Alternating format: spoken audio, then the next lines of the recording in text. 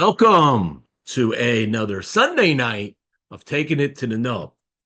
Tonight, and I've been trying to get this gentleman on for since I probably met him 8 years ago. So tonight we're going to do some validation. So if you're familiar with Aganorsa Leaf and you understand what the word validation means, we're going to do that and we're going to have some fun with it. But tonight I have the pleasure of sitting down with the vice president of sales and marketing for Aganorsa Leaf, Terence Reilly. And for those that know Terence, know how fun this show can go. Those that don't know Terence, well, you're going to learn all about Terence tonight for sure. And you're going to learn about Aganorsa Leaf, just in case that's not in your vocabulary. But before we do that, as always, we're going to do a quick sponsor shout out, and then we'll bring in Terence right after that.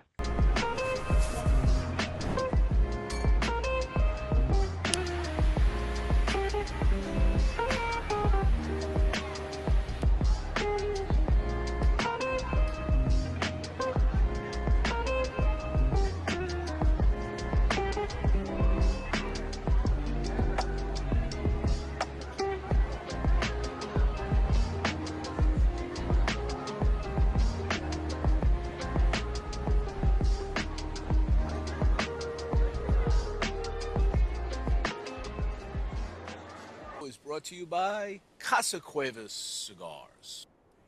In the 19th century, Juan Cuevas, Spanish immigrant from Santander, began what was to be a family business which now spans 4 generations. Like others fortunate enough to live and work in Pinar del Rio province of Cuba, Juan commenced cultivating tobacco, turning it into a successful business. Years later, in the Ciabo Valley of the Dominican Republic, Luis Cuevas Sr., Juan Jr.'s son, carried on the family tradition of handcrafting fine cigars in the family's cigar factory, Tabacalera Las Lavas. Today, Luis Sr. is joined by his son Luis Jr. in the manufacturing and sale premium long filler cigars. So check out Casa Cuevas Cigars at www.casacuevascigars.com and on their Instagram and Facebook channels. Catelli Cigars is back. The past few years brought many questions and changes to the cigar industry. In the wake of all uncertainty, Catelli Cigars decided to take a break and try their hand in the retail side of cigars. With 2 shops under their belt, first Riverside Cigar Bar, and now the Catelli Cigar Lounge in Vero Beach, Florida, they are now more educated in the retail and the wholesale sides of the cigar business. During this time, they received many inquiries about their cigars returning to the market. Making the difficult decision to take a break from their brand was eased knowing that when the time was right, Catelli would be back, and now they are. Catelli is excited to bring their first release, the Catelli Box Air, back to market. The Box Air, a rich box-pressed San Andreas Mexican Maduro with a Nicaraguan binder and filler, come in Box Air's 3 original sizes, Robusto, Toro, and Gordo. You can check out Catelli Cigars at catellicigars.com. And also check out their Facebook and Instagram pages. Right, let's bring in Terence. Good evening. Thank you for joining Taking It to the Nub. How are you doing? How's your family? Good. Yeah, I got back this morning from Arizona. I had a great trip out there this past week. Got there Tuesday and took the red eye last night. So I got back this morning and was growing very well, and this has been a good month for us, and just out there preaching the gospel, so everything's good. Yeah, that's important, man. Preach the gospel of validating. Yeah. So I was mentioning to you earlier before the show started that I stopped off at my selfish plug Executive Cigar Lounge and Shop here in Melbourne, Florida. Tony. Big Tony. Yep, Tony. Tony. He's a good Tony. man. Yeah. Tony Nardone, good man. Yeah.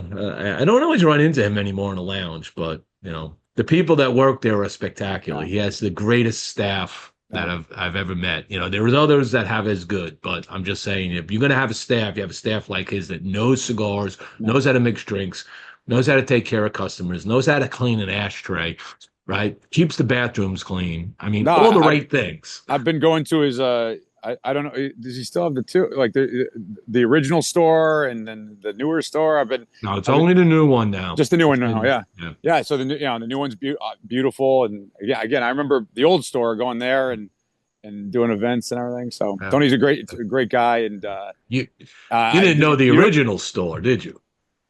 yeah, no, I used to go to The very original? No, no. How You long don't ago remember is that? one. 20 years ago. That Maybe. was across the street. So the one he had was down Yeah, two stores down, and then he moved to it was this new across the street. one. No, I And then think there was a little one across the street yeah, that he had. I think His I remember father that one. had. His father had it. That's like 2009 or something, maybe more. Yeah, he might have been still there in 2009. Yeah, Yeah. I think Yeah. I remember that store. Yeah, Anyway, 'cause it he's a was great guy. He Great is. guy, He's a great great store. guy. So I figured I'd go over there. I wanted to pick up some cigars for the show. And so I picked up your La Validation. Since we're talking about validating, we'll get into what that means for those that don't. And also the Arsenio, which I think I'll do a review on. So I had a big steak dinner, and I'm going with the Corojo. It's There we already go. giving me the spice right off Yep. the front. Can't go wrong with the Corojo. Now, you and I, we met each other a long time ago, but Yeah. what I remember, it was what, 8 years ago since You the you keep getting announcement. you keep getting younger looking, and I keep getting older looking. Okay, you don't have to flatter me. Well, I mean, I mean, you've taken really good care of yourself over the past 8 years. I went to, well, let's put it this way. I went to crap for about 3 years. Yeah, but and then you went up. Yeah. Then I woke up and said, stop, Yeah. get back to normal, and go climb mountains and go lose weight and go do taekwondo and, break bones in my fingers and my legs and shit, and, have fun with it. Oh, it seems to be working for you. It's good. It's good. Yeah. In fact, we just did a black belt test with two of our teenage students, and I haven't been through watched a black belt testing since I've got back into the dojo, and I don't have a black belt. I'm still working on it because I dropped out of it and then got back into it after my kids grew up and I went back in, and I know what I'm up for that within this year. I kind of tweaked my knees, so I took a side break there for a few months, but I'm letting it heal. But I know what I'm in for, man. I guess I'm not exactly looking forward to that. Yeah. Take your time. I mean, yeah, that's what my wife says. Just take your time. Don't do nothing stupid. No. But we'll get back on topic here. So about 8 years ago, when you were changing, when the name was going in from Casa Fernandez to Aganorsa, you and I spoke for a little while at the show, and you were explaining to me the whole reasoning for that, and how you wanted to just bring the idea of you guys are farmers. You guys, Eduardo's for farming. He's growing tobacco, and you have awesome tobacco. So why are we calling this what we grow, Aganorsa, right? Yeah, no, absolutely. You want to focus on your strengths, and for us, the reason people buy tobacco from us, whether that be people like Fuente, J.C. Newman, True Estate, Roma Craft, Espinosa, lots of great companies, or make cigars with us like Illusion and Warped and Viaje and so many companies. They're doing that because they love the signature flavor of our tobacco, of Aganorsa tobacco. I'm not that charming, so it's not me, certainly, and it's not we're not a lifestyle brand, so it's not, I'm mostly in khakis and polos. That's not a lifestyle anyone's going for. So we've got just the product itself, the leaf, and so it made more sense, just as you said, to make that the focus of the company rather than a lot of Casas and a lot of Fernandez's in this business. So there's nothing wrong with the name. It just didn't really reflect well what the company's about. Yeah, and I think you bring up a good point. Sometimes you have names like, like Rodriguez, right? There's a lot of Rodriguezes in the cigar industry, and eventually the name can get confused and lost in the mix. So this is a name that rolls off the tongue. I like the fact that it's an A because when you look at cigar reviews, if you look Yeah, at people that like yeah. I have alphabetized lists or No, that's why ordering lists, I love that about it. Yeah. it shows up, right? Yeah, it's on the top of the list almost always. In fact, again, because it's an acronym. It's Agricola Ganadera Norteña S.A.A., which stands for basically Nicaraguan Farming and Ranching Company. Uh, it's not an easy word, I guess, but it's not incredibly difficult to say. And it also, if you look it up, nothing else comes up. It begins with A. It's at the top of the list. So there's some there was some concern. It's like, can anyone pronounce this? Or are they going to be scared to say it because it's unusual or anything like that? And there's some concern about that, and we get some different. The word is not so complex that it's people won't try to pronounce it. Like when somebody looks at a bottle of, Chateauneuf de Pop or something like that, sometimes they're like, that looks so far away that from what they're used to that they're like, they don't even want to try to say it because they know they're going to make a mistake. Whereas Aganorsa, they'll call it Arganosa or Aganorsa or something like that, but they're not afraid to say it. And anyway, and even if you mispronounce it, they still know what you're talking about. So the key was just to be able, when a person goes in the humidor, there's about 50 miracles that happen when somebody walks in a humidor and walks out with your cigar out of everything in there for the first time. Um, and so that's already kind of a minor miracle. And then they go home, they love the cigar, they smoke it, they think it's great. And they go back in and say, hey, what was that cigar I smoked again last time I bought? I think it began with it had Blue in the band, and it was about this. And now you lost them. They don't remember what you smoked. That guy doesn't remember what he smoked, and he goes and buys whatever he remembers. So the good thing with we tried to have everything be memorable, whether it be the logo with the arm. It's the one with the arm with the one flexing. That one. Oh, okay. You know what they're talking about. It's Aganorsa. They know what you're talking about. It doesn't sound like anything else. So that was important because you really want to be able to, if once you go through the very difficult process of getting to try the product, to remember it. Right. And one of the things you have about your cigars, and you told me this, I think you were at an event. We were at an event. It might have even been an event at Executive Cigars. There you go. But the conversation was around how the cigars, not only you have signature tobacco, but you kind of have a signature taste profile. Okay. And you had said that that is done by your signature tobaccos of your Corojo 99 and your Criollo 98 together creates the core of a Aganorsa cigar. Yeah, it's those two seed varietals. We're the only major growers of Corojo 99 left, really, that I'm aware of. So that's really that's unique to us. And then Korea 98 is commonly grown by a lot of people in Nicaragua and in other countries as well. But it's the combination of those two seed varietals, a more quintessential Nicaraguan seed with something that's unique to us, and then Jalapa, Esteli, those two regions, the farms we have in those two areas, and the fact we control the process of curing, fermentation, aging, blending, rolling, all the way down from seed to ash. That allows us to create a signature profile. And what I always say is Aganorsa is kind of like a bourbon bar. It's like there's all different types of bourbon. There's wheated bourbon and cask strength and this and that.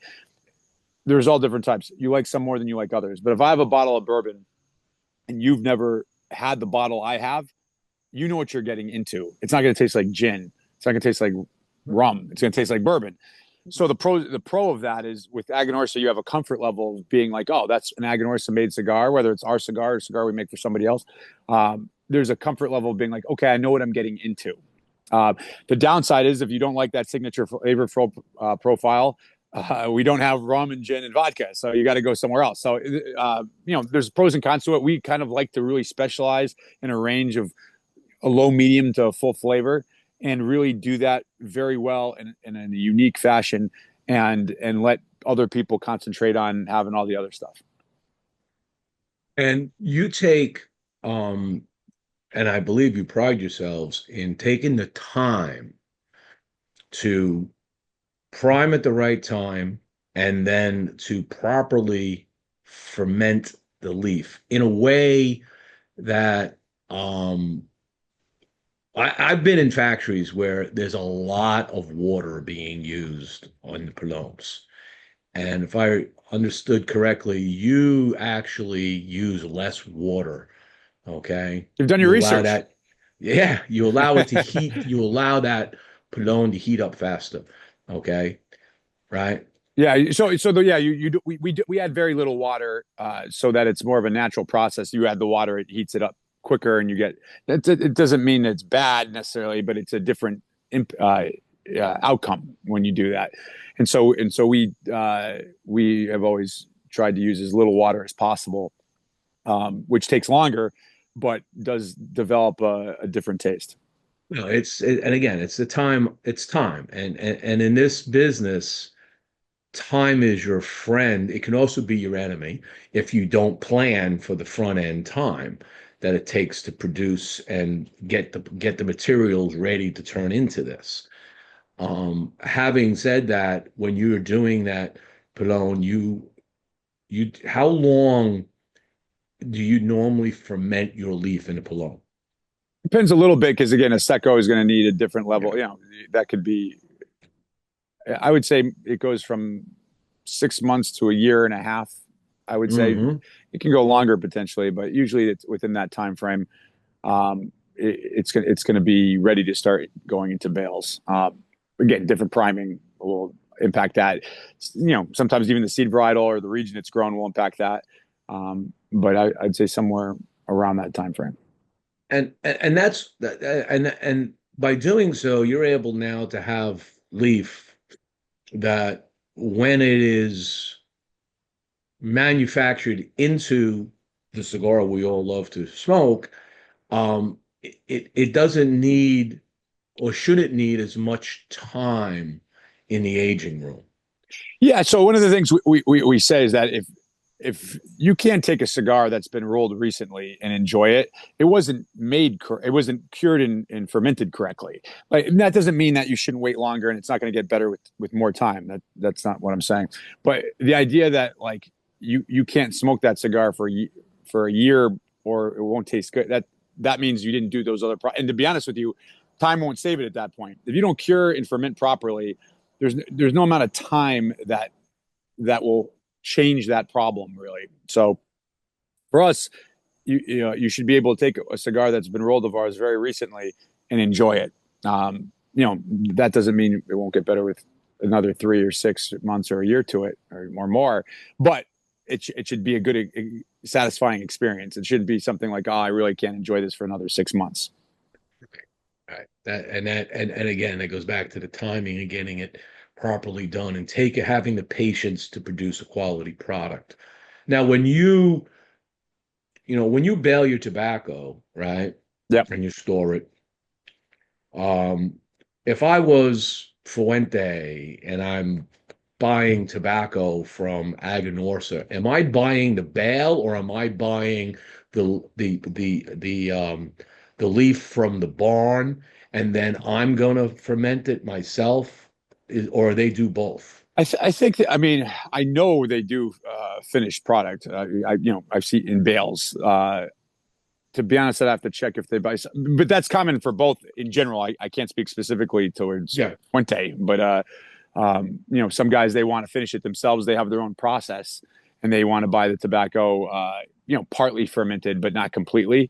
And then they take it the rest of the way and then age it themselves. Other people, they just want the final product and they'll go and select bales and buy the bales.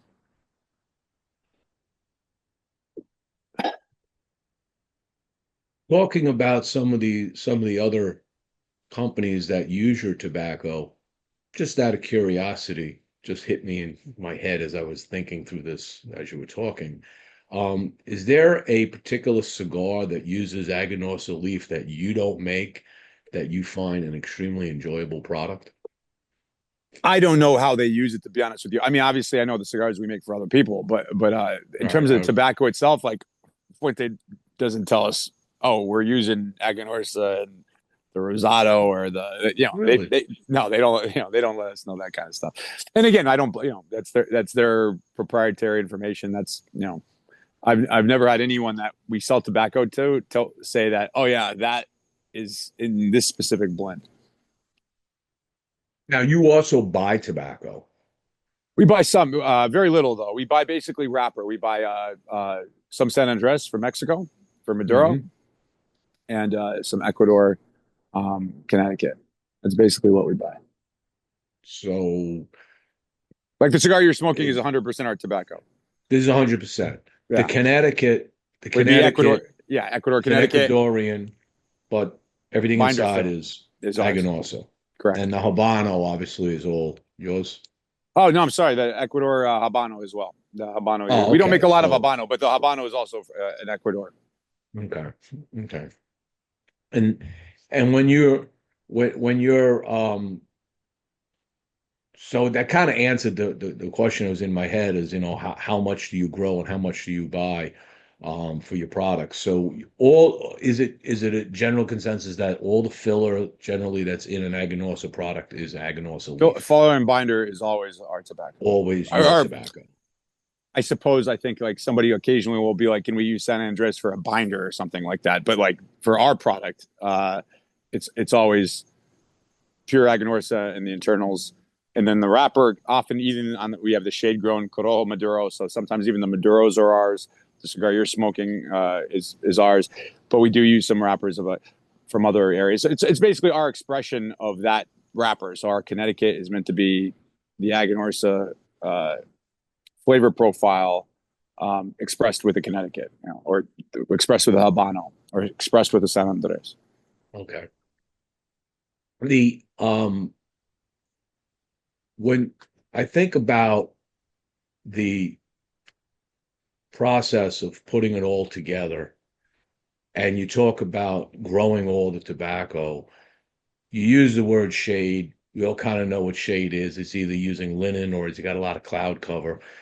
But can you help me understand? And I've asked this to other people. I'd like to get your opinion on this. We have shade grown, we've got sun grown, and we have doesn't say either.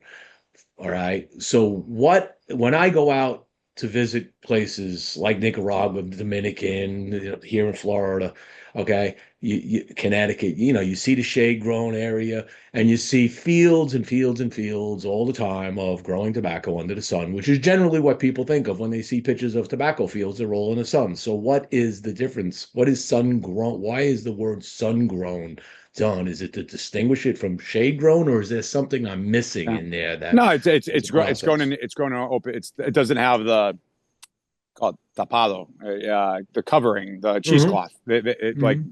that in Nicaragua, with I think very few exceptions, maybe for some of the bundle stuff, but everything we grow that's wrapper is shade grown. Shade Uh, grown there. because with the problem with leaf is that the hotter it is, the more sun exposure, it gets thicker, and then it can't be used as wrapper. So that becomes a problem. Um, so that makes it less likely to be, at least in Nicaragua, a sun-grown, uh, Nicaraguan wrapper. I mean, it can be done obviously, and I think we even have some, but overall, um, So when I see something called sun grown, okay, so I know we got Florida sun grown, right? Sitting out here in, yeah, in Claremont, right? yeah. With Jeff and It's his grown in open air. It's like just it's grown not. in open air, Yeah, right? yeah. So the name sun grown is it just more of a marketing tool to say this is sun grown? Well, it does have an impact difference. I mean, the tobacco will get darker usually, because it's exposed to direct sunlight. I mean, that has an impact on flavor and things like that. I mean, it is. I think it's kind of like saying like rotisserie cooked or something like that. Like it has an impact on the final product. Okay. And when you process the tobacco, when you're going into the barn, is all your tobacco in the barn just air cured, or do you do stalk? Is different No, ways of doing that? yeah, we do. Everything is air cured. Everything is Air cured. they Or harvest by priming, and then it goes up in the barns, and then that's we don't have we don't broadleaf is usually what stock cut, and we don't do any broadleaf. So okay. everything is harvested by the leaf. You also have in your line, obviously, you've got quite a number of box press cigars. What is your take on box press? There are people that tell me you get a better taste out of it. Some people say you get a better draw out of it. My personal opinion is I don't think it makes a lot of difference, but just your thought having a product line that has box press. Well, again, there's obviously aesthetics. It looks nicer. I mean, it looks kind of sharper, more dynamic. Kind of, it gives it, I think, a more high end look. Which either matters or doesn't matter to a person. They like that look. Secondly, is how it feels. The feel in the hand and the mouth. That's an impact as well. How you handle the cigar kind of sits differently in your hand. That's obviously a difference. And then because you do less filler into the cigar because you're going to press it, you get kind of the ratio more of wrapper to the filler of a smaller ring gauge cigar, because if it's the same amount of filler, it's not going to draw. So they have to reduce the filler in the blend. So a 6x52 box pressed, you're tasting more wrapper to filler. The ratio is different than on a 6x52 round cigar. So if you actually created that same cigar in both box press and a standard round cigar, I should definitely taste some nuanced differences between the two. Yeah, so in fact, I can give you two examples. We're for events now. We're doing an Aganorsa Flex sampler, because the flex with the arm, and they're only available at events, and it's 10 different cigars. But all three of our anniversarios are in there, and they're all round, and they taste it. They don't taste exactly the same as they do in the box press version of that. And then also recently, Tim at Cigars Daily, he did a round version of Validation Connecticut and Corojo for his daily editions, and it had a different flavor, had a different feel to it. It was a different experience. Interesting. It wasn't like a totally different. It was like, oh, I would never recognize this, but it was definitely different. Sometimes you'll get more body, sometimes you'll get a little bit more spice. That you're changing ratios, so it has an impact. Does he still have those round cigars? I think so. I might have to contact him and order a couple. I'm going to do. I like doing experiments like that. It's a fun part of the hobby, right? Yeah, no, for sure. And it was interesting because like when we got them in before we shipped them to him, we were smoking them side by side, and it was cool to see kind of how they were different. You could tell they were the same blend, but like each it's like two brothers. They're different, but you can tell that they're the same family. Your history in tobacco is different than your owner's history in tobacco, right? Eduardo, if I remember correctly, Eduardo is a business major. He's a business guy, schooled in Wharton. Was he at Wharton? Yeah, Wharton School of Business.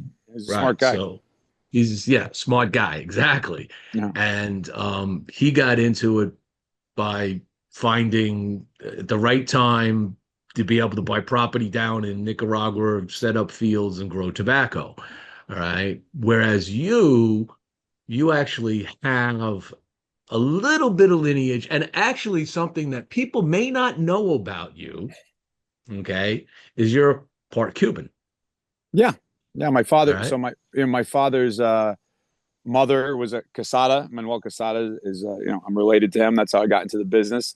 And so there's, it's funny. Well, also the joke is every Cuban thinks they're Spanish, but they were Spanish. They had Spanish passports, and then they had left Cuba, Spain during the Spanish Civil War, and they went to Cuba, and they had business interests in Cuba going back to the 1800s, but they relocated to Cuba after the Spanish Civil War, and then obviously had to leave again when Castro showed up, and so.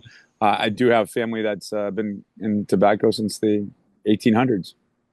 And then you actually got your teeth, you sharpened your teeth when you were young, working in the factory, right? Yeah, I worked in the factory for a summer when I was younger, and then when I went to in Dominican Republic, and then when I decided to do it as an actual full-time job, I went back again, and I spent another half a year or something like that down there, to really learn. Whereas the first time it was kind of more of a novelty. The second time it was more business, and and that's how I got started. How did you and Eduardo connect? So it's actually an interesting story. Is that I did not I had met him once or twice over the years, but I really had no relation to the company. I knew Paul Palmer. I'd see him at events and things like that. It's a small business, so we all kind of know everybody. But beyond that, I didn't have much. However, a gentleman that worked for us at Casada as a broker, he had retired, but his name Robert Morris, and he covered the Virginias and the Carolinas, and he went to high school with Eduardo. And in fact, he originally got into the business with Eduardo. Had to leave for personal reasons. Came back in as a broker, worked with us at Casada, and then he retired. But Eduardo had kind of asked him to come out of retirement to help him out with the territory. So he was kind of working part-time helping Eduardo. And when I left Casada, he reached out to me because he had worked with me in the past. And he said, hey, Casa Fernandez, Aganorsa's name at the time, is really looking for somebody, you could fit what they're looking for, basically. And so to be honest with you, out of respect for him, I took the meeting because I didn't have any connotation as to why I would end up working there at the time. But then, I saw the quality of tobacco. I saw the price points that they were producing those cigars at. And it was like, on one level, cigars were like, how are we not selling millions of these things?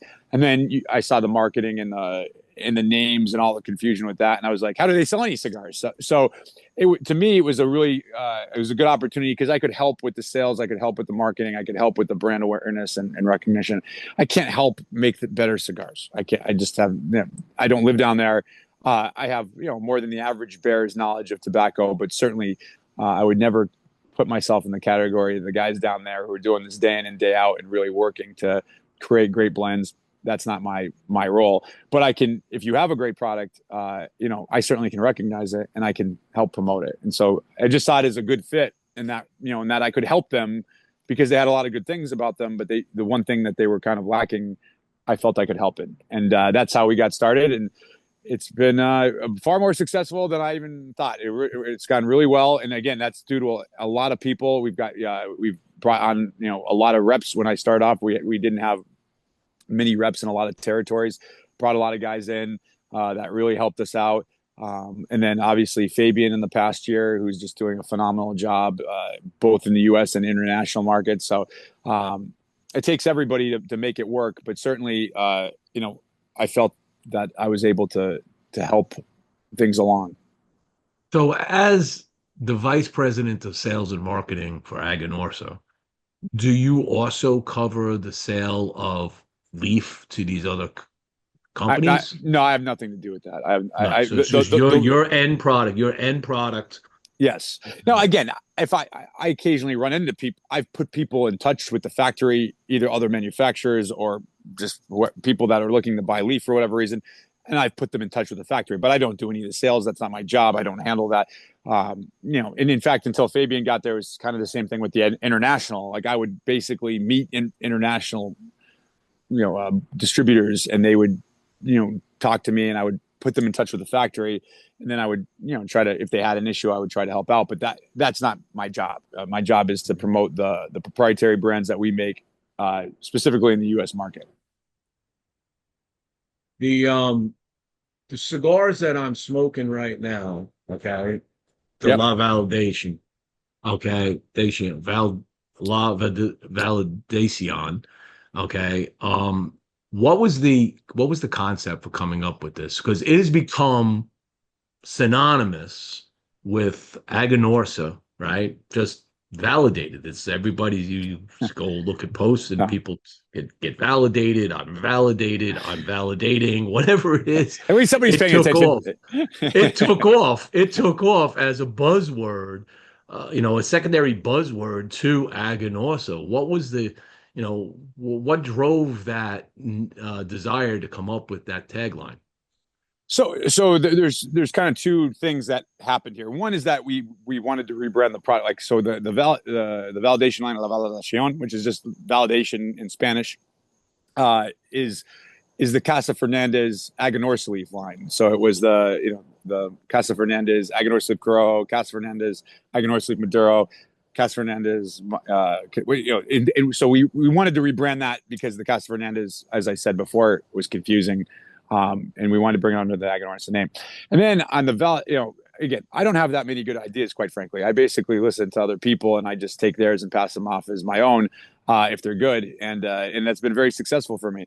And so Paul Palmer at our office, he would always say when a shipment came in, he would say, "All right, Terence, let's go validate, the container." And so you'd open different boxes and you would look at, does the box look right? Is there a paint smell? Do the cigars look right? Are they the right ring gauge? Are the colors right? The uniform of the box. How's this cold draw? How's the how's the burn? Is the flavor consistent? And it's a real thing that we actually take seriously and do. But at the same time, it's kind of funny to say that you're smoking a cigar and calling it, validating. It sounds like kind of like you're doing something that's very like professional and serious, which it is to some degree. But it's also you're smoking a cigar. So I would just start saying, I'm going to validate this, I'm going to validate that, and then it just, it just kind of caught on. People started saying it, and so when we rebranded that Casa Fernandez Aganorsa Leaf line, we called it, La Validación, because it's something that, as you said, has become synonymous with Aganorsa. Mm-hmm. Yes, it's just accidental genius. better be lucky than good. Exactly. No, you throw stuff at the wall. Some stuff works and some stuff doesn't, and you when it doesn't work, you kind of try to see why it didn't work, and the stuff that does, you try to see why it does and learn and keep going. There's no, I think, overly analytical analysis that goes on in regard to that kind of thing. It's more like, that kind of sounds interesting, or that kind of sounds funny, or that's, and some of it turns out to be successful and some of it doesn't. Yeah. I'm going to take another quick little short commercial break. So if you need to get a drink or do something, it's about 2.5 minutes or so, 3 minutes. When we come back, what I want to talk about is the growth of Aganorsa. Sure. Okay. How it's grown since 8 years ago when you changed your name, size of the factory, number of fields. Let's dig into a little bit more of the company. And then, like how many shops and stuff that you're getting in, and country and international, like you brought up. So with that, let me just do a quick share here. From the valleys in Honduras to the heart of Louisiana, where excellence thrives, two legacies come together to harvest a new tradition. For many years, Honduras has been a symbol of quality and hard work, inspiring many achievements. At Bocock Brothers, we craft cigars that embody passion and precision, rooted in a commitment to excellence. From the tobacco leaves in the fields to crafting the cigars in the factory, we celebrate our partnership with LSU. Introducing the LSU Commemorative Cigar Collection. Each cigar a tribute to the spirit of excellence that defines both.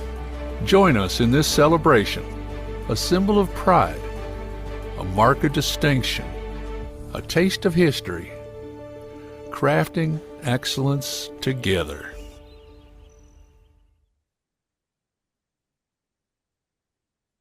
And today's show is brought to you by Platinum Nova Cigars. Platinum Nova is a family-owned and operated premium cigar company. Only the highest vintage tobacco and the most skilled hand workmanship go into the making of each Platinum Nova cigar. This results in a timeless blend of art and craftsmanship. The Nova brand and the family's work are a tribute and an honor to their grandfather to always remember him and his infinite passion for the finest cigars. Their love for cigars started with their grandfather, a dedicated master blender and entrepreneur in the cigar industry. So the next time you're looking for that exquisite cigar experience, pick up a Platinum Nova. You could check them out at Platinum Nova Cigars, www.novacigar.com, and on their Facebook, Instagram, and Twitter channels. And today. All right. Come back to Terence. Yeah. So So the growth of the company. So when you got in there, there was Casa Fernandez existed, okay, kind of rebranded it. Where was it 8 years ago to where it is today? Which is, in just rough number of cigars, perhaps that were being sold over the 8 years.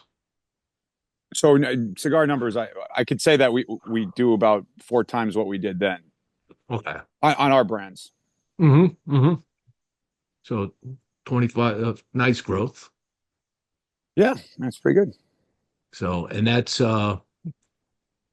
mostly our domestic market, or how if you broke that up, how does that translate now into like the European market, and how are they No, accepting the cigars that that's you're a doing? wholly that's not even part of this. I mean, if you're talking about Hmm.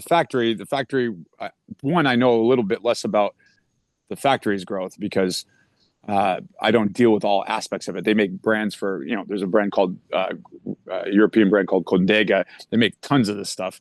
It's very popular. It's a great cigar. It's certainly in Spain, but throughout Europe. That's just an example of something that I have no involvement in, and they're producing tons of that for Europe. And then we've opened up, obviously, with Fabian coming on. We've got a lot of European countries. We've got countries in Africa. We've got countries in Asia. We've got countries in South America, Central America, that are all buying the product. That is not when I'm saying we're up, 4 times over the past 8 years. That's the U.S. market, and that's our brands. Now, do you only oversee the U.S. market, or you also in the international market No, personally? no, Fabian. I basically go out there and shake hands and kiss babies, to Dortmund. But Fabian runs the international, part of that. That's one of the reasons. In fact, when he came on board, because he did so many different things, in some ways he had kind of a way he can kind of structure his role. Because would you like to do this or would you like to do that? You've done both. Which would you prefer? But the one thing he was definitely going to do was international. He had a lot of experience there, and I don't have the time to really give it the dedication that it needs to be successful. Well, and he's done a great job. I mean, I give him the full credit. Like, he's grown that business tremendously for us, and if we could ship faster, it would grow even more. One of the cigars that I was turned on to by some friends down in Miami. I forget the reason I was there, but it doesn't matter. We were in a shop, and um, New Cuba. Okay. Yeah, New Cuba. So talk about that cigar, because that actually I found to be quite a nice cigar. yeah. So I'm actually smoking the superior version of that, which is a little different than the version you're talking about. But yeah, New Cuba is a bundle product. It's a Cuban sandwich product. It competes out there with the Quorums of the world and the factory smokes from Drew. And it was just, again, another example of, like, when I smoked it, I'm like, we're selling this for how much? It's like, I don't even know how we do it legally, to be honest with you. Like, I want to be able to claim ignorance if there's ever like an audit, because at the price, I just don't understand how they're able to do it. But it's just another great value. You want some cigars that are good smokes that aren't going to be have a bite or be offensive, or not fermented tobacco or sour, or just great, smooth, flavorful cigars that you're not going to break the bank for. New Cuba is, I mean, we sell tons of that stuff. It's just a home run. And a lot of people, in this business, we're always kind of talking about how, oh, you've been blessed to be around enough. People will give you a cigar. I don't have to buy too many. I buy cigars, but I don't have to buy that many. I could, smoke quite a few without having to buy really, really much. But the average person has to take their hard-earned money out of their pocket and go in the shop and get some cigars. And when you think about that, I mean, a person smokes one $10 cigar a day. That's $3,650 a year, $40,000 a year. That's after taxes, that's like 10% of his income. So that's something that you have to really take into account, that people are on a budget, people have other expenses, and you've got to really produce at all levels a quality product. But the New Cuba, certainly, is a good example of a cigar that we make for people that, love smoking cigars, want to have a few cigars throughout the day, but just don't want to, get get divorced over it or get in trouble or go bankrupt. And so that New Cuba has been a staple, and it sold well before I ever got to the company. I can't even really take any credit for its success. Certainly, we sell a lot of it now, but we always did. And when Fabian came on board, he kind of, with his experience at Drew Estate, Fabian Ziegler. I keep saying Fabian as if everybody knows who he is. Yeah, Fabian Ziegler, the from acid guy. For those that don't know, the acid guy originally at yeah. So State. he had a lot of experience over at Drew with the non-traditional, and he wanted to do something that would be kind of a bridge from like a person smoking a Java, Groovy Brew, or something that's truly non-traditional, but they're not ready to make the leap into like an everyday cigar that we smoke. So the New Cuba Superior it's light, it's sweet, it's delicious. It's a great first cigar for somebody that's gonna put them at ease with a little bit of the sweetness, and then just great long filler. It comes in a box. It retails between $7 to $8. You go into a bachelor party, you're going to the barbecue. Everybody can smoke it. It's not going to overwhelm anybody. And that's been his kind of baby. So New Cuba is another good example of that, both the bundle and the long filler in the box of the value that we're putting out. So, an interesting thing about the New Cuba, going back to the philosophy of what's in your cigars. So the New Cuba, the filler is still all Aganorsa Leaf. Yeah. Just it's Cuban sandwich. So there's long leaf in there. And then there's short filler as well. Right. And that short fill is how, so help me understand that process, because I've never asked this to somebody, because we never got into a discussion of Cuban sandwiches. And I've had some amazing Cuban sandwiches, okay?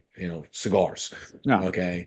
And it amazes me. Like I had one from a company over in Tampa years ago, 20-something years ago. It was a torpedo. It was like $2. Right, back then.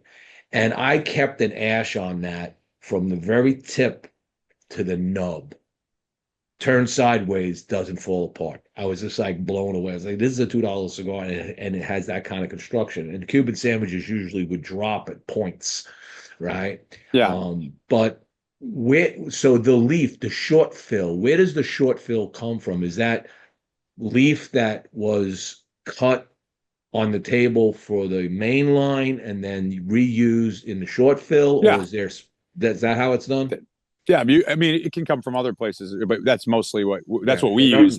So you're basically getting, like, for instance, the New Cuba. There's still a blend to that, and so like it's the remaining parts of XYZ blend. So you're still getting that same quality tobacco. It's just been cut, and they give it to you at a great price. So and the long filler that is in there does help hold the ash, where if it's 100% short filler, that ash will tend to drop pretty fast. Falls off, right? Tony Tello chimed in. I told him I'd ask this question. How do we get one of those special Aganorsa jackets? So there's a few ways. Because I saw the video you just did, and you should get an Academy Award. I don't know about Tim. Tim didn't have as good of an actor. You did a good job in that. I was like, wow. I better. I'm not going to quit my day job anytime soon. You did a few takes. Did you do a few takes of that to get it right? No. To be honest with you, not really. It was pretty quick. He's very good at like knowing kind of. He'll be like, okay, this is what we're doing here, and this is what we're doing here. And sometimes you'll do it over. I think I laughed at one point, so we had to redo something. But it probably took like 20 minutes to do the whole thing. So it wasn't like some super hectic thing. It was a lot of fun, basically, Fabian, he wanted to do for the sales team customized jackets, like varsity jackets, and everyone got to customize their colors. Mine looks kind of like old school Red Sox colors, because I'm originally from Massachusetts. And it's got validated on the back. It's got obviously the Aganorsa name across the front and the logo on the side. And then my lucky number is 13, so we got 13 on there. And then the different reps have their different colors and what they put on the back of theirs. And so it's kind of like an individualized jacket, but obviously it's recognizable instantly as Aganorsa.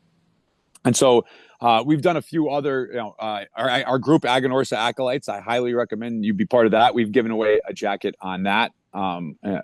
We've sometimes raffle them off at events and things like that. So there's opportunities. And then if somebody wants to buy one, we'll send you the logo and the link, and you can design one for yourself, and you can purchase it if you want. So some people have done, and there's been people who have done that. They just want, they're like, I love Aganorsa.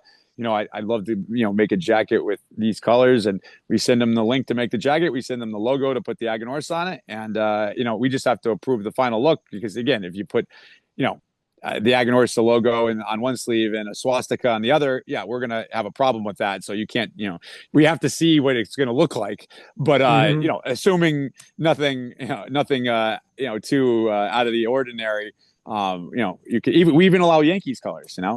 We have our New England rep, who's from Rhode Island, is a Yankees fan, which is great for sales. And going through New England with Yankees colors. But at the end of the day, like, we wanted you to kind of be able to personalize it, but it'd be Aganorsa. And it's fun. That's a great piece of swag. I mean, just out of the ordinary. Away from t-shirts and hats and the normal things. And that's an awesome piece of swag for somebody who's really about the brand itself. Have you run into, in your travels to different shops, you ever run into somebody who's got an Aganorsa tattoo? So there's a couple people. Yeah, Gil, the guy that does our videos, he has one. And then I've won somebody else. I'm trying off the top of my head, I can't remember who it was, but there's another person. I was at an event and he showed me the Aganorsa tattoo. So God bless him. The leaf. A couple people were like, "We'll do the tattoo if you give us cigars." I'm like, "No, I'm not gonna give you cigars." I'm like, "We got guys doing it for free. We want you to do it because you love the product, not because we're gonna give you a cigar." So it doesn't sound you like you should get a tattoo if we have to send you money for it. I'm not that guy. I'm not getting a tattoo. No, I almost got one. I almost got one in 2004. Almost. I came this close of getting one that had an image of Babe Ruth's gravestone. Okay. Oh, that'd be cool. It had the clouds, and there was a lightning bolt coming out of the clouds, going right through the Yankee emblem, and putting a blessing on the Red Sox. That was the design I was gonna have. It'd been a good one. And it would have been so cool, because then I could have just kept adding 21st century wins on it. Yeah. I'll start adding my rings and saying, you guys can keep your 20th century rings, because you ain't got any, and you only got one in the 21st century. So I'm sorry, guys. You got to get up your game a little. No, for sure. That would have been a great one. I'm kind of disappointed. I kind of wimped out. My brother's got tattoos, my son's got tats, my niece in California, she's just covered from head to toe with them, and I was like, nah, I'm getting too old for this stuff. So another cigar that I just can't get my head wrapped around is the Ginormous Lunatic. Okay. They're selling. People buy those. Yeah. First of all, when I joined the company and I saw that we made 880s and 860s and 770s, and I was like, why do we make so many of these things? And then I saw the sales and I was like, leave those cash cows alone. I mean, those were really, and to this day, they're the most popular sizes. I mean, the 8x80 is our number one SKU. Get out of here. There's that many people that enjoy smoking an 80 ring gauge cigar? I wouldn't say it's so much that, there is a lot. There's a lot more than you think, but it's really that, like for instance, let me give you an example. How often, unless it's for a specific review or something like that, how often when you smoke a cigar, how long before you smoke that same cigar in that same size again? A month, a year? What would you say the average is? Never? A month.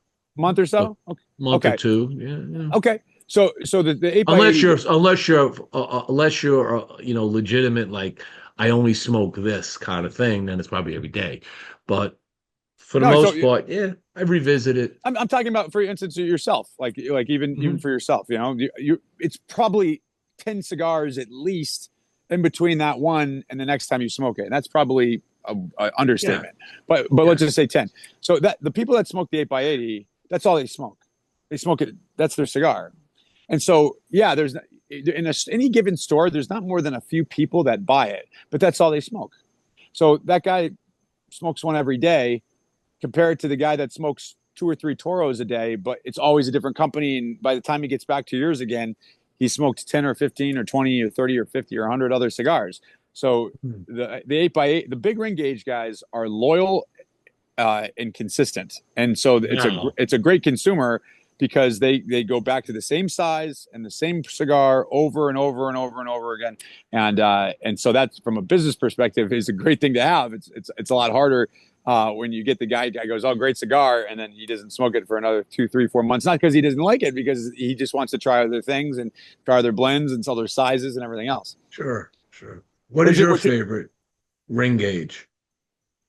I like a 5 5/8 by 46. That's probably my favorite. But I like anything, and for our company, to be honest with you, we make bigger ring gauge. Like I like our cigars in 52 to 54 the most. Like the blends themselves, most of the time, I like somewhere, in that range more than I like thinner ring gauge. And then even on the big ring gauge, I mean, I'm not a big ring gauge guy. I'm not going to lie to you and say I'm smoking all these things all the time.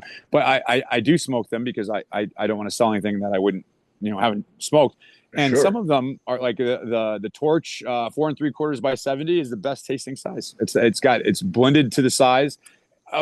Big ring gauge got a knock on it because when it first came out, I think the manufacturers were all like, this is just a bunch of crazy gringos. They don't know anything about cigars. And they just packed it with like Seco for filler that burned well, but didn't have a lot of flavor or whatever, and didn't blend to the size. And they got the connotation of there's not a lot of flavor in big ring gauge. If you blend to the size, you can get a lot of different types of tobacco in there. It burns cooler. You can have incredibly complex cigars with a big ring gauge if you're trying to make that size be a great flavor and experience. Interesting. Yeah, I'm not that big ring gauge guy. And part of the problem I think is because I'm primarily either Toro, Robusto, Torpedo, or Lancero. So I'll go down in gauge. I Yeah, mean, I like Coronas, but when it goes above, even 60s, I'm just not into because how I draw a cigar, and I tell people if you're smoking, say, torpedoes. That's your yeah, cigar. You like torpedoes. So you smoke a torpedo all the time. And then I give you a Lancero and I watch you smoke that Lancero, you're smoking it wrong. Because you're puffing on it like you yeah, were yeah, yeah. puffing on a torpedo and Cheeto, yeah, it's gonna yeah, burn too fast. yeah, You gotta yeah. You really get too slow it hot down. and you get the bitter. Yeah, The yeah, yeah. opposite effect happens on the big ring gauge, right? You gotta draw on it harder, okay, to Yeah. get what you want, right? And for that reason, it ends up for me, I tend to it gets all kind of wonky on me. And I just like I don't have time to deal with this shit. I'm not adjusting Yeah. my way too far for that. So I stick back to like 58s and below. I'd say my preferred is 54 or lower. That's kind Hmm. of like, anything within that I'm pretty comfortable with. Once you go over 54, it's not that I don't like it, but it's not my favorite size or whatever. But like I said, it's been interesting to watch how people react to the bigger ring gauge and how popular they become, and they get more popular every year. And I have guys that there's a guy, the lunatic El Chiquito Habano 4 3/4 by 70. There's a guy up in New He two guys that he was one of the Oh, yeah. employees. He was like. He's like, man, I hate you. I'm like, what? I'm like, what? Why? What'd I do? He's like, you got me to smoke that 70, and I hate that size, but the flavor on it's so good. I keep smoking it, but every time I smoke it, I kind of hate you that you made me, smoke this thing, but because now I'm hooked on it, So it's it's been something that we're one of the very few companies that have really dominated that market. It's been a great success for us, and it continues every year. I mean, we sell more and more of it. Wow. That is truly amazing. Um, Talk about travel. So you're on the road. I always see you everywhere with your Facebook posts. I've seen you Oh, here. at least somebody's Um, watching. Thank God. You, I don't see you on TikTok. Oh, that's right. That ended. Oh no, that started It's again. back Oh no. again. Yeah, it's back. Yeah. It's up, down, up, down. No, we'll get back on topic. The when you started in your career, you were down in the Dominican. You work with Casada in the Dominican. Yeah. You were, I guess you were spending time and even living in the Dominican a In little the beginning, more. I lived there, and then I would All go. And right. then after my first, like, when I started working, I spent, like, I think it was like about 6 months living there, Hmm. and then I came to Miami, and then I would go down there 2 3 times a year, at least. Um, Right. After that, but yeah, I was living in the States and I was traveling. And then when you shifted into Aganorsa or Casa Menendez, um, how much time have do you spend in Nicaragua now? So I would go to Nicaragua with Casada because we had the Casa Magna. So I Oh, went to okay. both. I went to Nicaragua. Again, Placencia family to this day, I have so much respect for. It's amazing to watch what they've done over the years. An incredible company, Nestor, Andres, and everybody there. The old man, the whole family, and everyone working there has just done an amazing job. Of taking a brand that was, again, similar to us in a lot of ways, making cigars for other people and Yeah. creating a brand that's in almost every single shop that you certainly any shop that's worth anything that you go into. No, So they I did was a familiar. spectacular job. Yeah, so I was familiar going to Nicaragua a lot. Now I go to Nicaragua again, probably 3 times a year. I go basically in the beginning of the year, the middle of the year, and the end of the year, and that's usually for a couple of days. That's kind of to hammer out the vision for next year at the end of the year. So when we start the year off to make sure it's gonna go well, and then in the middle of the year, just kind of a State of the Union thing to see how we're doing with the vision. So you're kind of in and out really fast. You go down Yeah, there, yeah. I'll go down get on it. Like, in. let's say I leave on a Monday morning. I'll get there, Monday afternoon. I'll be at the factory. I'll be there Tuesday, Wednesday. I'll fly out Thursday. So you don't take a lot, you don't take much time to actually for yourself or whatever to travel around the country No, and see other things. no. In fact, before COVID, I had seen almost none of the country other than the Managua airport hotels and Esteli in Jalapa, and Condega, tobacco parts. Hmm. But then with COVID, I mean, one, I guess, good uh, benefit of it was that uh, when you came back from Nicaragua, you had to test in the morning the day before you left, and they would give you the result in the late afternoon. So you had to spend an extra day just to get tested. Hmm. And so in the morning, I would get tested. And then, I've been to Mombacho, I've been to Granada, I've been to some other places. I've been to Eduardo's other, the slaughterhouses, the cattle farms. So I've gotten to see other parts of the country because of that, basically. Because Did you ever get, I'm sorry, go good, on. good, good. No, I was going to say that, I spend a lot of time traveling. So when the work part is over, I go home. As soon as that's once that's done, I go back again. Like I had an event yesterday in Arizona. Event finished about 7 8 o'clock at night. I went to the airport. I took a red eye back, and I'm back today. So as soon as I can come, I can return. I try to return. I've got a son, and try to. Yeah, it goes by fast, so I don't want to miss anything, and I just don't spend extra time seeing things and sightseeing and going to restaurants and all that, which would be nice, but it just would come at a too high a cost for me. Now, have you ever been to Ometepe? No, I've never been there. No, I've never been there. Neither have I. I hear such great things about visiting that part of the country. Yeah, It's I very don't. unique. Uh, the last Savage, Carlos Sanchez, he grows out there, and so he showed me video. I've seen videos of it and stuff, and he speaks very highly of it. I've never been out there though. Do you ever get down to Pura Sabor?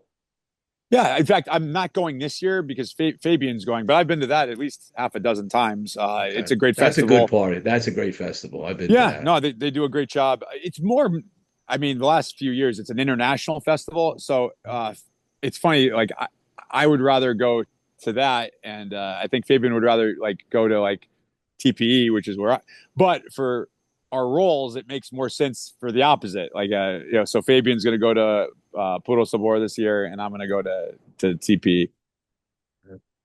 Well, you still have operations in Miami? You We have one roll there? roller. We have one roller left, and she does cigars for events. That's all she does at this point. And then she can also, you get something damaged, she can rewrap it and things like that. But we don't. Once COVID hit, we couldn't do it anymore. And we did keep. And she's awesome. She's a level 9, class 9 roller, Elizabeth Rodillo Gonzalez, and she makes our event cigars. She can do demonstrations. Back in the day, like when it was still Casa Hernandez, the Casa Hernandez Perfectos we made is a limited release. She makes those. When they were made in Miami, the Aniversario Lanceros, she made those. So she's a highly skilled roller, and we're glad we still have her so we can showcase things. So she rolls She would able to roll Lanceros and other cigars. So she's that good. That's amazing. Yeah, she can do Perfectos, Lanceros, and A's. She's really good. Nice, because you don't see that too often. Usually, it's just one group that's dealing with Lanceros or something like that. And she does it entirely by hand. She does the bunch and the wrapper herself. You know how they usually work in a team of 2 now most of the time, and it's just her bunching by hand, no Lieberman, and then putting the wrapper on, and that's like a Lancero. So that's not easy. So totally. Totalmente a mano. Yeah, exactly. That a lot of people don't understand the difference between those 2 terms. Yeah. Right. The one means totally by hand, and the other one means by hand, but you have the Lieberman, the Lieberman machine that you're using. The bunch, yeah. And I guess there's a rule that says you're not allowed to say it's totally by hand if you use that. Yeah, I don't know. It's a good question. I don't know if that's the case, because with cigars, it's not like wine where you want to call something a California Cabernet.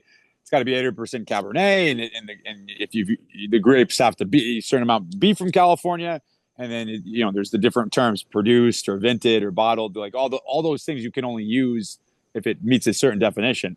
And cigars, they just a Robusto is anything from a 4.5 by 48 to a 5.5 by 54. They just call things whatever they want in our industry. So actually, it'd be interesting to know if that's actually somewhere a rule, like a manufacturing rule or something where they can't say the totalmente a mano. Yeah, I heard it was. It may be an unwritten rule, but I think I've heard that they frown on people that say total if it's not. Yeah. Oh, so now you got me curious. So let's shift the table a little bit. Being a Red Sox fan, you following any news on the Red Sox lately on getting ready for spring training and pickups and not traditionally, even when I was younger, if I missed either watching or attending or listening onto the radio 4 Red Sox games a year, that was a lot. I mean, I heard or saw or attended every single, like same thing Bruins, like every single game. Like as time has gone on, it's harder for me to do that. And also I paid less attention always in the beginning of the year. Like, it's cold. It's not really, I usually started to pay attention to, to baseball more around like May, June, when it starts, you see the teams kind of melded. You kind of see what's going to be coming down the line, generally speaking. So I was always a little bit like that, but now I just don't have the time. I really pay attention to the playoffs. I pay attention to, the run up to the playoffs, like, September baseball. But I just don't have the time to be watching the games the way I used to. That's why, as a kid, the Patriots were my 3rd favorite team. It was Red Sox, Bruins, Patriots, Celtics. And now it's Patriots number 1, not for any other reason that I can watch 1 game a week. It's on a Sunday and it's a lot easier to follow. So I'm able to kind of keep up with the team in a way that, I could, 20 years ago, I could name you every Red Sox player. I could tell you who was the starting first, second, third, the middle relief, everything. And now, they still have Denver's, and then I can't think of anyone else off the top of my head. Yeah, because I was, one of the news things that came out with the Red Sox is that they lost out on Tanner Scott to the Dodgers. I did hear that. Yeah, because we definitely need pitching. That's our trouble spot. The starters weren't too bad, but some of these middle relievers, man, would get given up games last year. It was heartbreaking to see. Like, what? The Wait a pitching, second, and then when they got rid of what's his name that's on LA now, Mookie? yeah, when they got rid of him, it's been downhill since then. It's like when they got rid of Yeah, him, and look at what he's done over there. He's hitting the cover off the ball. So I don't I know if it didn't was, understand that trade at all. yeah. That made zero sense to me when they did that. I was like, you're getting rid of yeah, okay, so you're getting some cash or whatever you get, but just I'm starting that's to feel like got that, he's our Babe Ruth, like he's the 21st century Babe Ruth. Like they've never been yeah, the I same mean, since then. it's kind of like, trying to get rid of Poppy, or somebody, or getting rid of Manny, Yeah, right? I mean, there are guys that you just look at and you say, no, they're franchise players that you want them all the time. They bring crowds in. yeah, He fires up the crowd with his bat, with his play in the field, and the team. I think the team feels that. The veterans on the team are yeah. like, ooh, am I next? Yeah. They You got rid of know? they got rid of the guy. They got rid of that guy. Like, what am I gonna What are they gonna do to me? You know, but I look at baseball today, and I mean, it troubled me for many years. But I used to be a Yankee fan. I grew up in New York. I was a Yankee fan. I grew up in a Sorry to hear Mets that. household. Yeah, I grew up in a Mets household, and in the 70s when I was in college, I got into the Yankees, and the Yankees were doing great in the 70s. They had some really good times, especially 78, Yeah, places like Reggie that. Jackson. Yeah, And when Steinbrenner started doing the overpayment of players, I said, this is going to be a downfall of baseball. This is going to suck. Okay. Because only certain teams are going to be able to get certain players. And that's not good for baseball in my book. There should have been a salary cap to squelch that. And at that point is when I said, no, I'm done with the Yankees. I don't like this thing. So I went with the Red Sox. I felt they were like my father's Mets, and they were terrible, but they entertained and it was good, whatever, right? yeah, And but as time went on, they got into the game, and because everybody has to spend, everybody's got to spend to what the other guys are spending, and yeah. now we have salaries that are coming out, which I can't get my head wrapped around some of the numbers No, it's that these incredible. players get. Right? You send your kid to school, he plays sport. No, don't play football. You get hurt. Go play baseball. Yeah, Go be a pitcher. Learn how to throw a good ball. yeah, Have an arsenal of balls. Be a pitcher. Pitch one every 5 games, and you're going to make in our lifetime. And I'm older, but in my lifetime, there's going to be $1 billion pitcher, and we're yeah, damn close to that right now. yeah. We're almost there as it is. Somebody's going to sign $1 billion contract, and that's just crazy. That's just crazy money because they're kids. Yeah. Think about it. They're No, not yeah, for like sure. No, you're you know 22 years old, 24 years old. Yeah, you give somebody even a 24-year-old kid, you give him $1 billion over 10 years or 7 years. It's like, what? Why? No, Do you really need it? years ago. I remember I did an event and with Dwayne Wade, and I remember watching Dwayne Wade. This is it's shortly after he won his first championship in like '06, and so he was just still in his like maybe mid 20s, like 20, 24, somewhere around there, and just to see people like he would pick up like a, a can, and some people are like, Dwayne, don't move, let me take a picture of you with that can. Like, and to see that level of like the entourage of sycophants that was around him. And he was a very nice guy, and he was like, but it dawned on me, it's like, man, this is like a young guy that's got all these people around him telling him how great he is at everything. That must be really tough. And he's somebody that handled it well. He's never had any problems. He's never had any issues. But it really was a good eye opener to the amount of pressures and temptations that then opens up for you. Hmm. Absolutely. What do you think about how Belichick will handle college football? He's good at recruiting young talent. If you look at his girlfriend, it's he's So I mean, that True. no, that's I read that somewhere. That's a joke. I stole from somebody. That But is pretty funny. I don't think he's going to do it for that long. I don't think it'll be a couple of years. I think he's doing it to set up his son. I think his son is part of the deal. If I Hmm. understood it correctly, his son is going to be partaking in the program, and I think it's kind of like what Bobby Knight did when he went to Texas Tech, where he brought his son with him and kind of like set it up so that he would be there for a few years, and then the son would take over. And Bill is 72 years old. Uh, again, I, I I spent the first half of his career on the Patriots defending Tom Brady because everyone was like, oh, it's all Bill, it's all Bill, it's all Bill. I'm like, no, this guy gets better every year. He makes the pass when he needs to make it. He's, you give him Randy Moss and he throws, 50 touchdowns. Like, this guy's awesome and he's one of the greatest ever. And then post him leaving the Patriots, I have to do the opposite where it's like, oh, it was all Brady and Belichick sucks. And it was like, Bill Belichick has got 2 rings as a defensive coordinator and another 6 as a Patriots head coach. And the first 3, and you could even argue the 4th, was not Tom Brady. I mean, he was part of that, but he wasn't. I mean, he won. Belichick won 11 games with Matt Castle, who never played in college. I mean, so he's a great coach. But now that I've said all that, he's a defensive coach. The game is not defensive anymore.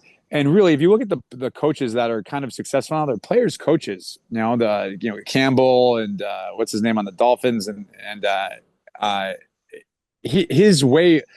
Even for me, when I deal with people that are in their 20s, like, I can certainly not talk to them the way that I was talked to when I made a mistake, or and maybe that's for the best, but like they just can't. They can't handle it. Like they shut down. They just don't react well to it. They won't function that way. And so I don't know. I think he's going to have some good years. I think he's going to attract talent. I think they're going to be way better than they were before he got there. But I don't know how much he's, unless he's going to be there for a few years at his age. I just don't, I think it's going to be, he's going to be successful, but it's not going to be like anything crazy. But I look at it, and I've had this discussion with some other people on the side, and if let's say, okay, so first of all, he is not going to treat these kids like kids, okay? I do not believe he's going in there and toning it down. He's going to come in as Bill Belichick. Yeah. He's going to recruit them, and you want to play for this, you got to play for Bill Belichick. Okay. And Bill Belichick is going to teach you how to be an NFL quality player. Okay. And that's why you're going to that school to play football. Now, with that said, if that works, and there might be kids that go immediately into the portal as I can't take this guy. This guy's insane. Right. And they're losing out on a tremendous education in football by doing that. So the ones that stay, if he wins a championship with them, takes them to championship status, right? And does it his way, I think it'll ripple through college football where coaches, like you said, they tone it down. They may say, no, we need to tone it up and strengthen these young men to say, no, you got to play hard. You got to play tough. You got to do like Belichick was showing you how to do, because that's when you want to get drafted, you want to go in, you're going to be a quality player. And I'm watching it to see if that happens. I think that's unlikely for 2 reasons. One, if you look at Nick Saban, who Nick Saban was a coach for Belichick, he's kind of from the same cloth. They worked together on the Browns. They used to get together in the offseason. Very similar mentalities, very similar attitudes towards. Nick Saban retired. And why did you retire? Because the money's involved now. And the guy goes, yeah, I'm going to get paid $1 million to go play somewhere. Like, are you going to give me the $1 million? They're millionaires. They're not getting in. They're millionaires before they get into the pros. In fact, some of them might want to just stay in college as long as they can with the money. Look at Cam Ward. Well, but yeah, I mean, I don't think that the mentality of the player when you include the money, they're like, okay, I'll make you an NFL star. Okay, well, I'm going to go here and get $1 million. And I'll be okay no matter what if I become an NFL star or not. I think that is going to be a challenge because I don't think the portal's a problem. He's used to that. I mean, he's used to players every year. He's got players that he can't Yeah. keep, and that part I don't think would be the issue. I think it's No, I going to don't be the think that problem. affects him. Yeah, I wasn't saying it affects Belichick. I mean, if they leave, they leave. He don't give a shit. You bring the yeah, next yeah. guy in. But I do He think wants people that are loyal to him, are going to play for him, all right, and are going to want to be the elite star in college football, right? And Belichick might bring that to the table, especially for that university. I And think if he the program is going to be does, better. But I don't know, national champion. I mean, I would be very surprised if that team in the next couple of years is compete. I think they'll be a top 20 team. I think they're going to become somebody that's you're going to have to deal with, and a respected program. I don't think they're going up against the Ohio States and those types of programs, the Michigans and those type of Georgias and those type of schools that I just don't see it. I mean, maybe I hope so. I love Belichick, what do you but think? What do you think's in Belichick's head on that comment? I mean, he wants to no, win a championship. I mean, that's his goal, no, for right? sure. I think that's his goal, but I don't think that. Like I said, I don't think you'll find a bigger Belichick fan than me. But the idea of him going there, and again, like I said, Nick Saban is a good model. Nick Saban is arguably the best college coach ever, and he quit at a younger, I think, slightly younger age than Belichick because of exactly that. He's like, I can't. I used to be able to say, listen, we're going to give you. We're going to develop you. You're going to become an NFL quality player. You're going to be able to do this, but you're going to do it my way. And I'm going to be, barking orders, and it's going to be like a military, organization. Like the guy goes, yeah, I'll go play over here and get $1 million and I'll have a lot of fun. And, I might still make the NFL. And if I don't, I've made millions of dollars. The money really changes all that. To me, I think that's going to be a real problem for him to say, why would I go to your program when I can go to Ohio State? I'm talking about the top guys. I can go to these top tier programs where they're going to give me money. I'm going to come to your program. Like, why? That's going to be hard on simply the idea that, oh well, I'm an NFL coach, and I think that will work to some degree, but I don't think it'll work well enough to get the top guys to go there, Okay. and then be treated like like you're in the military. It's just not going to, I think, fly. Hmm. What do you think is going to happen in the draft with the Pats? Who are they going after? Because they're going to be in the upper first round picks. They got to get some. They got to improve the line, and they got to improve the receivers. So I haven't really looked at who's available for that yet. But I mean, that's why I was a little surprised they fired Mayo. It was one season. It wasn't a good team the year before, and you have a rookie quarterback, no real line, no receivers. I mean, what did you expect them to do? I mean, that's not enough time really to develop. But maybe they just didn't like. I mean, I don't know what the inside story is, but it's strange to hire a coach and fire him the same year with a team that's rebuilding. Right. And you got to give it time. You got to give it a couple, 3 years. No, it's not like they were the Super Bowl winners last year or something. It was not a good team last year, and it wasn't a good team this year. Maybe Kraft didn't like him. Well, I mean, he's been with him he played for him for all those years. I think it had to be something with. They just didn't feel that he was ready to be a head coach, and he had some sort of personal characteristics that they felt was not gonna last. That's all I can think of, because otherwise, why even hire him? Why hire a guy and give him 1 year? I mean, it doesn't make any sense. A lot of things don't make sense these days. That's for sure. Yeah. Well, yeah. Amen to that. Yeah. A lot of stuff make me scratch my head. So we're coming up on the hour and a half mark.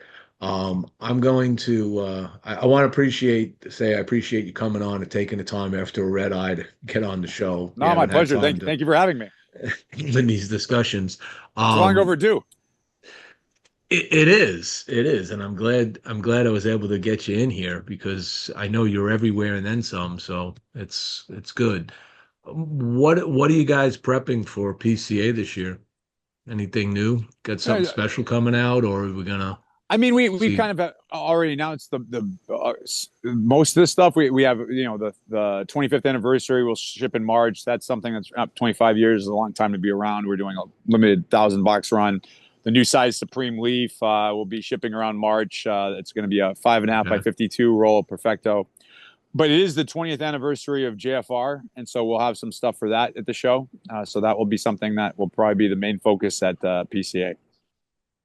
Awesome. Awesome. I can't wait to see you at PCA. It's going to be fun being back in New Orleans. We'll see how things work out there. I'm going to give you the last word.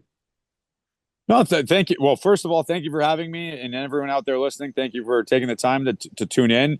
Please, one of the things I love about cigars is being able to connect with people and then stay in touch. So our social media, Aganorsa Acolytes Facebook group, please join. If you're not, follow us on Instagram, Facebook, Aganorsa Leaf, our YouTube channel. You can see the farms we're talking about, the people that develop Aganorsa's signature flavor. You can watch me roll a cigar against Elizabeth Rodil and lose.